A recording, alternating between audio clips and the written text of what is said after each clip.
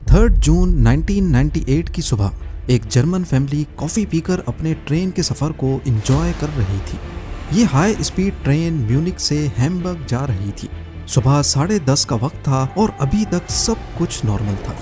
लेकिन ठीक 12 मिनटों के बाद वो फैमिली तब खौफजदा हो गई जब अचानक उनके पाँव के नीचे से स्टील का एक टुकड़ा फ्लोर को फाड़ कर निकलता है, वो भी सीधा उनकी सीटों के बीच से। लेकिन ये सिर्फ एक शुरुआत थी। जर्मन हाई स्पीड ट्रेन की हिस्ट्री में सबसे खतरनाक हादसे की शुरुआत 1950s के आखिर में जापान ने दुनिया को तब हैरान कर दिया जब उनकी शिनकानसेन यानी बुलेट ट्रेन दुनिया की पहली हाई स्पीड ट्रेन बनी। इस ट्रेन ने पूरे मुल्क के शहरों को आपस में जैसे कनेक्ट कर दिया था और सफर इतना तेज बना दिया कि घंटों का सफर मिनटों तक आ पहुंचा। जापान की देखा देखी फ्रांस और इटली ने भी अपना हाई स्पीड ट्रेन इंफ्रास्ट्रक्चर बनाया और फिर जर्मनी भी पीछे नहीं रहा। जर्मनी ने अपना खुद का हाई स्पीड ट्रेन प्रोजेक्ट शुरू किया जिसका नाम रखा गया ICE यानी इंटरसिटी एक्सप्रेस। 1980s में जब ये ट्रेन्स मंजर आम पर आईं तो दुनिया को लगा कि ट्रेन्स का बस यही फ्यूचर है। इनमें हर उस चीज का ख्याल रखा गया जो इंसान तसव्वुर कर सकता था। एरोडायनेमिक डिजाइन, मॉडर्न कंप्यूटर्स का इस्तेमाल और बेमिसाल आरामदेह सफर, सब कुछ परफेक्ट लग रहा था। लेकिन हर परफेक्ट सिस्टम के अंदर एक छुपी हुई कमजोरी जरूर होती है और आइस ट्रेन्स की कमजोरी थी उनके व्हील्स। आइस जनरेशन 1 ट्रेन्स के व्हील्स शुरुआत में मोनोब्लॉक डिजाइन में बने थे, यानी पूरा व्हील एक सॉलिड 1 पीस स्टील में बना था जो कि मजबूत, सस्ता और रिलायबल होता था। पर इस मोनोब्लॉक व्हील में एक मसला नोटिस किया गया। कुछ सालों बाद पैसेंजर्स शिकायत करने लगे कि जब ट्रेन हाई स्पीड पर चलती है तो उसमें एक अजीब सी वाइब्रेशन होती है। बूफे कार जहां फूड सर्व किया जाता है वहां पड़े ग्लासेस, चमचे, कांटे वाइब्रेशन की वजह से आवाज करने लगते थे। ये वाइब्रेशंस और आवाजें सफर को काफी अनप्लेजेंट बना रही थी और फिर आखिरकार जब इंजीनियर्स ने चेक किया तो मसला व्हील्स के अंदर था। मोनोब्लॉक व्हील्स बेशक 1 पीस में बने थे और व्हील्स हर साइड से इक्वली बैलेंस्ड भी थे, लेकिन अगर किसी एक साइड पर 5 ग्राम का वजन भी बढ़ेगा तो हाई RPM पर ये एक्स्ट्रा वेट का डिफरेंस व्हील में वाइब्रेशन पैदा करेगा। और असल में हो भी कुछ ऐसा ही रहा था। हाई स्पीड पर चलने की वजह से फ्रिक्शन ने मोनोब्लॉक व्हील्स की कुछ साइड्स को अनइक्वली घिसा दिया था, जिससे व्हील का बैलेंस बिगड़ गया। स्लो स्पीड पर तो महसूस नहीं होता था, लेकिन जब ये अनबैलेंस्ड व्हील 250 किलोमीटर/आवर पर घूमता तो पूरी ट्रेन में एक वाइब्रेशन होने लगती। ये किसी भी व्हील की एक कॉमन प्रॉब्लम होती है। गाड़ी के व्हील्स में भी अगर किसी एक साइड पर 2 पंचर एक साथ लगाए जाएं तो उस तरफ सिर्फ कुछ ग्राम्स ही सही लेकिन वजन बढ़ जाता है, जो तेज स्पीड में वाइब्रेशंस पैदा कर सकता है। इसको हल करने के लिए व्हील बैलेंसिंग करवाई जाती है और टेक्नीशियन ऑपोजिट साइड पे उतना ही वजन लगाकर व्हील को बैलेंस कर देता है। पर ट्रेन के लातादाद पहियों को बैलेंस करना एक बहुत ही मुश्किल काम हो सकता है, खासकर अगर वो एक ही पीस में बना हो। और व्हील्स को रिप्लेस करना भी ना सिर्फ मुश्किल बल्कि काफी कॉस्टली पड़ जाता है। लिहाजा जर्मन इंजीनियर्स ने आइस ट्रेन्स के इस मसले को फिक्स करने का एक नया सॉल्यूशन निकाला और वो था रेजिलिएंट व्हील्स। रेजिलिएंट व्हील्स की खास बात ये थी कि ये 1 पीस में नहीं थे। अंदर की रिंग अलग और बाहर की अलग पीस में बनी थी और इन दोनों के बीच में लगाई गई थी रबड़ की एक रिंग जो वाइब्रेशंस को एब्जॉर्ब करेगी। ये डिजाइन खास तौर पर इस वजह से अपनाया गया ताकि जब कभी आउटर व्हील घिसेगा तो सिर्फ उसी पार्ट को रिप्लेस कर दिया जाएगा, ना कि पूरे व्हील को। उस वक्त जर्मनी की ट्रैम्स में भी ये डिजाइन इस्तेमाल हो रहा था, लेकिन मसला ये था कि ट्रैम्स सिर्फ 30 किलोमीटर/आवर पर चलती थीं और आइस ट्रेन्स को 250 किलोमीटर/आवर पर चलना था। ये एक बहुत बड़ा मसला था जिसकी बारीकी के बारे में आपको आगे चलकर पता चलेगा, पर उस वक्त इस पर किसी ने ध्यान नहीं दिया। एग्जीक्यूटिव्स ने बिना किसी टेस्टिंग के रेजिलिएंट व्हील्स का डिजाइन अप्रूव कर दिया और फिर 1992 में तमाम हाई स्पीड ट्रेन्स पर ये नए व्हील्स लगा दिए गए। कुछ सालों तक सब कुछ ठीक चलता रहा, लेकिन 1997 में हैनोवर की ट्रैम कंपनी उस्ट्रा ने एक शॉकिंग चीज डिस्कवर की। उन्होंने अपनी ट्रैम के व्हील्स में कुछ क्रैक्स नोटिस किए। उन्होंने अपने क्रैक्ड व्हील्स के पार्ट्स बदल दिए और एहतियातन ये बात डॉयचे बाहन को भी बता दी, जो जर्मनी की नेशनल रेलवे कंपनी थी। मगर क्योंकि उस वक्त आइस ट्रेन्स में वाइब्रेशंस की कोई शिकायत नहीं थी, इसीलिए डॉयचे बाहन ने इस वार्निंग को नजरअंदाज कर दिया। और फिर ठीक एक साल बाद 3 जून 1998 को सब कुछ बदल गया। सुबह 10:30 बजे आइस ट्रेन 884 हैनोवर स्टेशन से हैम्बर्ग के लिए निकली। ट्रेन में टोटल 14 कोचेस थीं, 2 पावर कार्स और 12 पैसेंजर कार्स। अंदर 287 पैसेंजर्स और 8 क्रू मेंबर्स मौजूद थे।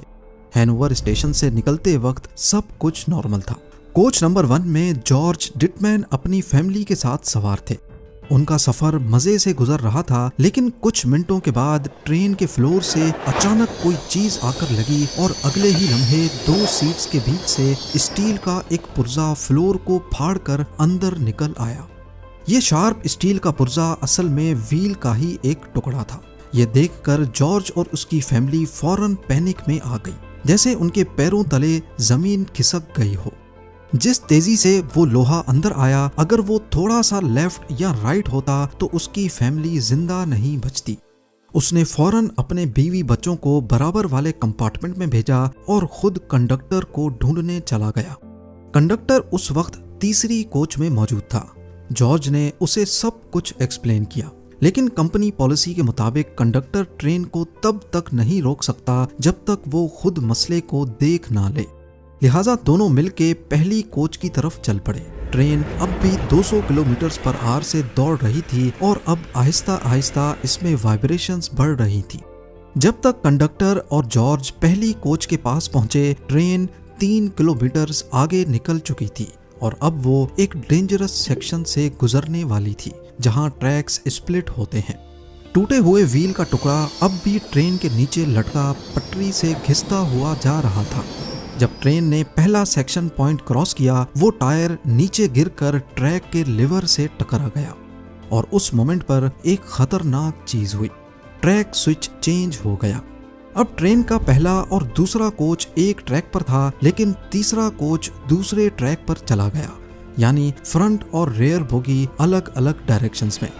ट्रेन की बॉडी ट्विस्ट हो गई और कोच नंबर 3 सीधा एक ब्रिज के कंक्रीट पिलर से टकरा गई।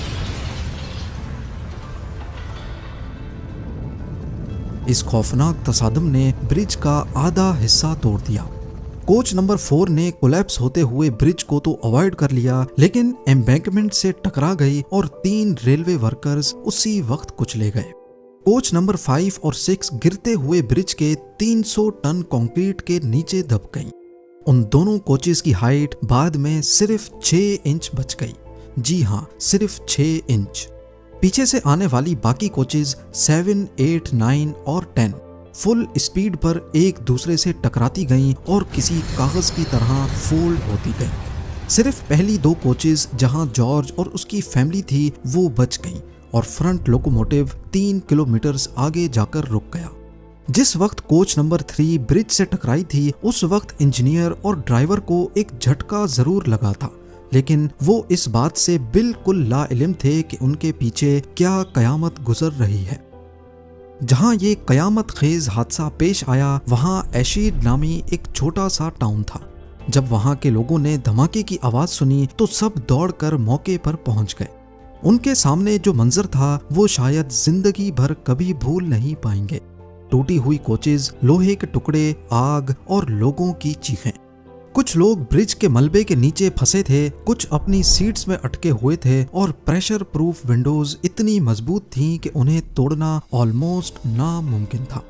रेस्क्यू वर्कर्स को हैवी मशीन्स बुलवानी पड़ी, लेकिन फिर भी फंसे हुए पहले लोगों तक पहुंचने में कई घंटे लग गए। 1000 से ज्यादा रेस्क्यू वर्कर्स साइट पर पहुंचे। एम्बुलेंसेज, मिलिट्री, डॉक्टर्स सब ने मिलकर ऑपरेशन शुरू किया।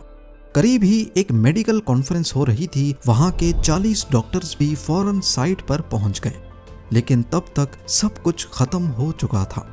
इस हादसे में टोटल 101 लोग मारे गए, 88 लोग शदीद जख्मी हालत में पाए गए और 100 के करीब लोगों को मामूली जख्म आए। जो लोग पहली 2 कोचेज में थे, खुशकिस्मती से उनकी जिंदगी बच गई। जर्मन हाई स्पीड ट्रेन्स, जिनको कभी दुनिया की सबसे सेफ ट्रेन्स माना जाता था, एशिड डिजास्टर ने ये इंप्रेशन खाक में मिला दिया। इस एक्सीडेंट ने सिर्फ जर्मनी ही नहीं बल्कि हाई स्पीड ट्रेन नेटवर्क इस्तेमाल करने वाले फ्रांस, इटली और जापान तक के लोगों को भी शॉक कर दिया था। जब इन्वेस्टिगेटर्स ने पूरी साइट का एनालिसिस किया तब शुरुआत में तो ऐसा लग रहा था जैसे कोई गाड़ी ट्रैक पर आ गई हो, लेकिन जब उन्होंने कोच नंबर 1 के फ्लोर पर घुसने वाला व्हील का पुर्जा देखा तो सब कुछ क्लियर होने लगा। लॉग्स देखे गए तो मालूम पड़ा कि ट्रेन के उसी व्हील में पहले भी फ्लैट स्पॉट का इशू रिपोर्ट हुआ था, वो भी 8 मरतबा, लेकिन फिर भी उसे रिप्लेस नहीं किया गया। क्रैक्स डिटेक्ट करने वाली मशीन्स भी मौजूद थीं, लेकिन फिर भी विजुअल इंस्पेक्शंस टॉर्च की मदद से की जाती थी। कंपनी ये कहकर टाल देती थी कि वो मशीन्स फॉल्स अलार्म्स देती हैं। 1992 में फ्राउनहोफर नामी एक जर्मन रिसर्च ऑर्गेनाइजेशन ने एक वार्निंग भी दी थी कि हाई स्पीड ट्रेन्स पर रेजिलिएंट व्हील्स खतरनाक हो सकते हैं, और 1997 में हैनोवर ट्रैम कंपनी ने भी वार्निंग दी थी, लेकिन दोनों वार्निंग्स इग्नोर कर दी गई। इंजीनियर्स ने बाद में बताया कि ये टायर हर दिन 5 लाख मरतबा रोटेट करते थे, और वो भी हाई स्पीड पर। हर रोटेशन में स्टील टायर हल्का सा कंप्रेस होता और वापस एक्सपेंड होता। इससे फटीग क्रैक्स बन गए जो दिन ब दिन बढ़ते चले गए, और बीच में रबड़ लगाने की वजह से वाइब्रेशंस एब्जॉर्ब हो गई और किसी को पता ही नहीं चला कि व्हील्स असल में क्रैक हो रहे हैं। और फिर फाइनली 3 जून 1998 को सिर्फ एक व्हील टूटने की वजह से इतना बड़ा हादसा हो गया। एशिड डिजास्टर को दुनिया का सबसे खतरनाक हाई स्पीड ट्रेन एक्सीडेंट माना जाता है। इस हादसे के बाद सभी हाई स्पीड ट्रेन्स के व्हील्स वापस मोनोब्लॉक डिजाइन में रिप्लेस किए गए और जंक्शन पॉइंट्स के आसपास तमाम ब्रिजेस को रीलोकेट किया गया ताकि दोबारा ऐसा हादसा न हो सके। जर्मनी ने इस हादसे के बाद अपने पूरे रेल सिस्टम को दोबारा इवैल्यूएट किया। प्रेशर प्रूफ विंडोज रिप्लेस की गई ताकि फ्यूचर में अगर रेस्क्यू की जरूरत पेश आए तो अंदर फंसे लोगों को विंडोज तोड़कर बाहर निकाला जा सके। आज भी जर्मनी के रेलवे ट्रेनिंग सेंटर्स में एशिड डिजास्टर एक एग्जाम्पल के तौर पे पढ़ाया जाता है। मोनोब्लॉक व्हील्स में बेशक मेंटेनेंस कॉस्ट ज्यादा है और टाइम भी ज्यादा लगता है, लेकिन हाई स्पीड पर ये वन पीस में कास्ट होने की वजह से कम से कम टूटते नहीं हैं, और वाइब्रेशंस एक सिग्नल होता है कि अब व्हील्स को बैलेंसिंग की जरूरत है। उम्मीद है जेम टीवी की ये वीडियो भी आप लोग भरपूर लाइक और शेयर करेंगे। आप लोगों के प्यार भरे कमेंट्स का बेहद शुक्रिया। मिलते हैं अगली शानदार वीडियो में।